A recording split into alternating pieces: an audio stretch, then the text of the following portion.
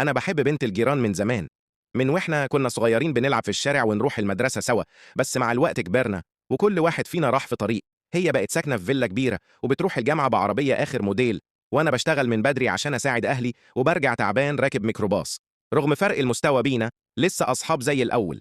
ساعات نقعد على السور نفتكر أيام زمان وساعات نضحك على مواقفنا القديمة. مرة شافتني واقف تحت المطر من غير شمسية، جريت على عربيتهم وجابت لي واحدة وقالت لي امشي تحتها لحد ما توصل بيتكم. خد شوية من وقتك وصلي على النبي وما تنساش تعمل لايك واشتراك.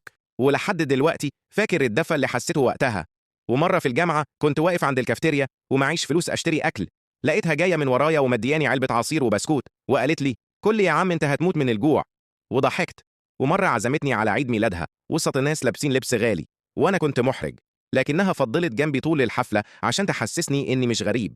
كل ده بيشجعني إني أعترف بحبي ليها، بس أنا متأكد إن أبوها مش هيوافق، وكمان خايف لحسن تكسفني. فأنتم تنصحوني أعمل إيه؟ وإيه رأيكم؟